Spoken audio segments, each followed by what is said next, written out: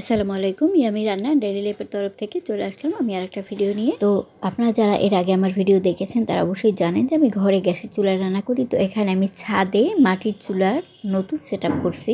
তো অবশ্যই আমাকে একটু জানাবেন যে আমার নতুন সেটআপটা কেমন হয়েছে, মাটির চুলা, চারপাশে গাছ, আমার পরিবেশটা কেমন হয়েছে। তো অবশ্যই আমাকে একটু জানাবেন। এখন থেকে আমি এইখানেই ভিডিও করে আমি আপনাদের সাথে শেয়ার করব মাটির চুলার রান্না ভিডিও আপনাদের সাথে শেয়ার করব। আপনারা সবাই জানেন যে মাটির চুলার রান্না খেতে সবসময় খুব ভালো লাগে। তো যেহেতু শীত সিজনের জন্য ভাবলাম যে একটা মাটির চুলা তৈরি করা যাক, এইভাবেই আমার মাটির চুলায় রান্না করতে চলে আসা আর কি, রেডি করা। তো এখানে আমি আজকে শীতের সবজি থেকে খিচুড়ি রান্না করব। পরে ডিটেলস আমি আপনাদের বলবো। তো প্রথমে বলি, এখানে আমি মুগ ডালটা একটু সুন্দর করে ভেজে নেব। মুগ ডালটা ভেজে কিছু সময় আর কি ভিজিয়ে রাখবো, তাতে করে দেখা যাবে মুগ ডালটা খুব সহজেই সেদ্ধ হয়ে যাবে। তো এর জন্য প্রথমে আমি চুলায় মুগ ডালটা ভাজতে দিয়ে দিলাম। তো আপনি দেখতেই পাচ্ছেন চুলায় কি সুন্দর জাল জ্বলছে। আমি এটা মাটির চুলাটা কয়েকদিন হলো তৈরি করেছি। এখন থেকে আপনারা রেগুলার ইনশাআল্লাহ আমার মাটির চুলায় ভিডিও দেখবেন। আশা করি আপনাদের ভালো লাগবে। আর যদি ভালো লেগে থাকে তো অবশ্যই আমার চ্যানেলটাকে সাবস্ক্রাইব করে আমার পাশে থাকবেন। তো আমার মুগ ডাল ভাজা হয়ে গেল, আবার মুগ ডাল ভিজাবার জন্য নিয়ে নিলাম। এরপর আমি এখানে শীতের যে সবজি থেকে খিচুড়িটা রান্না করব সেই সবজিগুলো আর কি হালকা তেলে ভেজে নেব। এখানে ফুলকপি, তারপর আপনার আলু, সিম, গাজর সব কিছু আমি ছোটো ছোটো করে পিস পিস করে চৌকা করে কেটে নিয়েছি। এরপর আমি সব কিছু এখন একটু হালকা তেলে ভেজে নেব।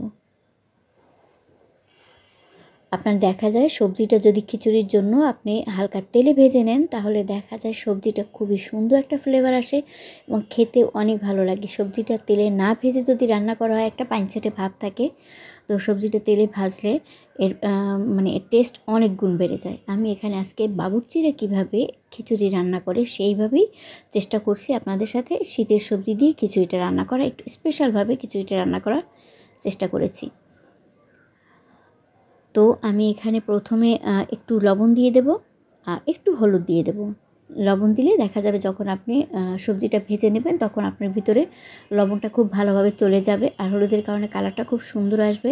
তাতে করে দেখা যাবে যখন আপনি খিচুড়ির মধ্যে আপনার সবজিটা দিয়ে দেবেন তখন এটা পানসেটেও লাগবে না এবং খেতেও অনেক ভালো হবে। তো অনেকক্ষণ ভাজার পর যখন দেখলাম যে খুব সুন্দর একটা কালার চলে আসছে, আপনি দেখলেই বুঝতে পারবেন যে এটা কখন হয়েছে।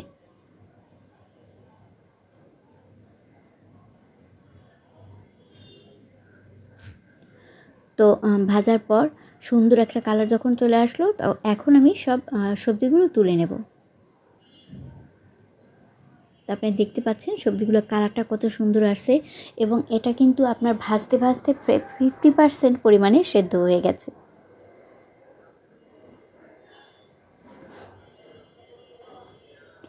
আজকে আমি আপনাদের টুকিটাকি টিপস সহই চেষ্টা করব, একেবারে ঠিক বাবুর্চিরা যেভাবে খিচুড়ি রান্না করে আমি অল্প পরিমাণে রান্না করব, কিন্তু সব টুকিটাকি টিপস সহই এখানে রান্না করার চেষ্টা করব আর কি।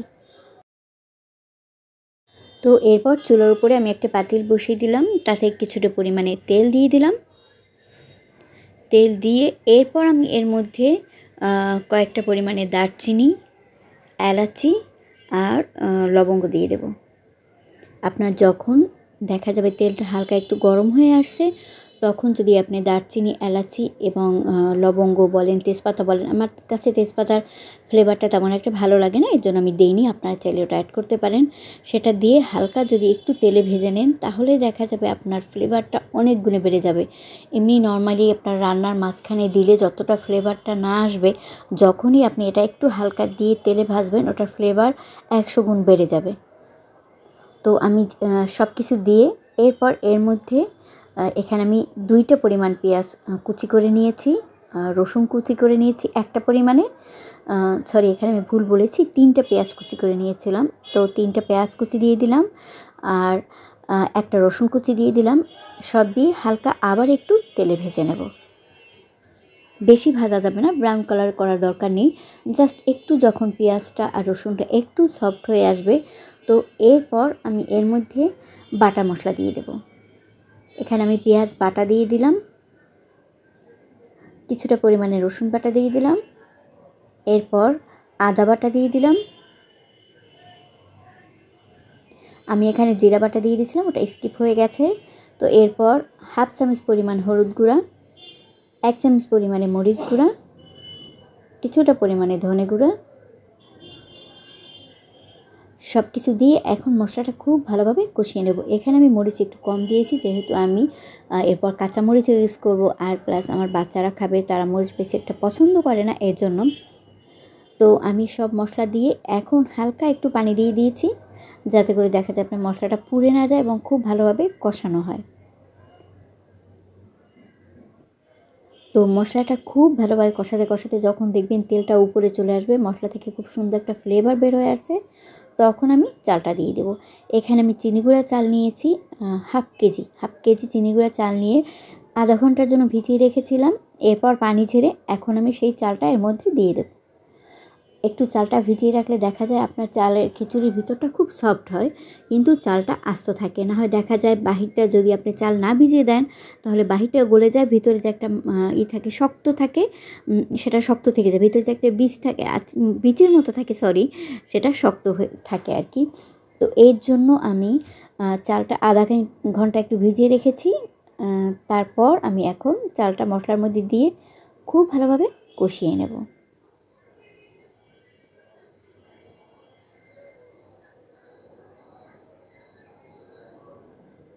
যখন আপনি চালটা কষাতে কষাতে দেখবেন যে হালকা একটু ঝরঝরা ভাব চলে আসছে, বেশি না, হালকা, কিছুক্ষণ কষানো হয়ে গেছে, মশলাটাও খুব সুন্দরভাবে চালের সাথে মিশে গেছে, একটু চালটা ঝরঝরা হয়ে আসছে, ঠিক তখন আমি এর মধ্যে এক এক করে সব ডাল দিয়ে দেবো। যেমন এখানে আমি মুগ ডাল ভিজিয়ে রেখেছিলাম, সেই মুগ ডাল দিয়ে দিলাম। মুগ ডাল দিয়ে এরপর একটু নেড়ে এর মধ্যে আমি মুসুরি ডাল দিয়ে দেবো। মুসুরি ডালটা আমি ভিজিয়ে রাখিনি, মুসুরি ডালটা দেখা যায় আপনার অল্পতেই সেদ্ধ হয়ে যায়, এর জন্য আমি মুসুরি ডালটা ভিজিয়ে রাখিনি। তো এখন আমি মুসুরি ডালটা দিয়ে দিলাম। মুসুরি ডালটা জাস্ট আমি ধুয়ে দিয়ে দিয়েছি। তো এখন আমি খুব ভালোভাবে চাল এবং মুগ ডাল, মুসুরি ডাল মশলার সাথে আর চাল পুরোটাই একেবারে খুব সুন্দরভাবে নেড়ে চেড়ে একেবারে ভেজে নেব। এমনভাবে নাড়াচাড়া করতে হবে, কষাতে হবে, যাতে করে দেখা যায় পুরো মশলাটা চালের সাথে ডালের সাথে খুব ভালোভাবে মিশে যায় এবং চালটা একদম ঝরঝরা ভাব চলে আসে। তাতে করে দেখা যাবে আপনার খিচুড়িটাও ঝরঝরা হবে আর খেতেও অনেক সুস্বাদু হবে, যেহেতু সমস্ত মশলাগুলো আপনার ডালের মধ্যে চলে যাবে, চালের মধ্যে চলে যাবে। তো যখন খুব সুন্দরভাবে ভাজা হয়ে গেল, এরপর আমি যে ভেজে রেখেছিলাম সবজিটা, সেই সবজিটা দিয়ে দিলাম। তো আপনি দেখতেই পাচ্ছেন আমার সবজিটার কালারটা কত সুন্দর আছে, মানে কালার চেঞ্জ হয়নি, আপনার যেইটার কালার সেরকমই ছিল। তো ভেজে রাখা সবজিটা দিয়ে এখন আমি আবার খুব ভালোভাবে একটু নেড়েচেড়ে চালটা আর সবজিটা ভেজে নেব।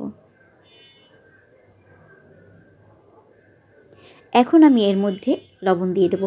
লবণ আমি আগে দেইনি, যেহেতু দেখা যায় লবণ বেশি আগে দিলে দেখা যায় আপনার লবণটা মানে চালটা একটু গলে যাওয়ার সম্ভাবনা থাকে। যখন খুব ভালোভাবে ভাজা হয়ে গেছে, আমি তখন এর মধ্যে লবণ দিয়ে দিয়েছি।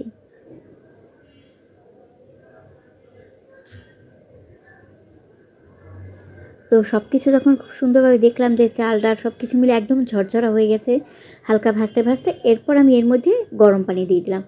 তো অবশ্যই আপনি এখানে গরম পানি ইউজ করবেন। দেখা যায় আমরা পোলাও রান্না করি কিংবা খিচুড়ি রান্না করি, যাই রান্না করি না কেন, একটু গরম পানি দিলে খেতে ভালো লাগে এবং এটা ঝরঝরে হয়। তো এখানে আমি গরম পানি দিয়ে দিলাম, দিয়ে এখন আমি প্রায় 10 মিনিটের জন্য মাঝারি আছে ঢেকে রেখে দেব। এরপর আমি কয়েকটা কাঁচামরিচ দিয়ে এখন 10 মিনিটের জন্য মাঝারি আছে ঢেকে রেখে দিব।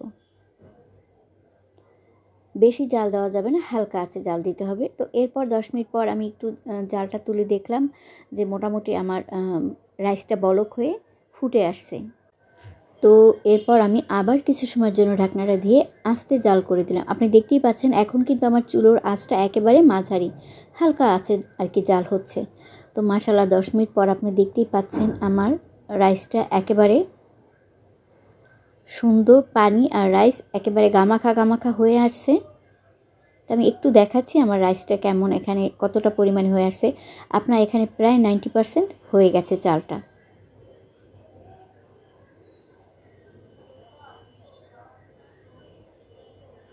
তো এরপর আমি আবার কিছুক্ষণ ঢেকে রেখে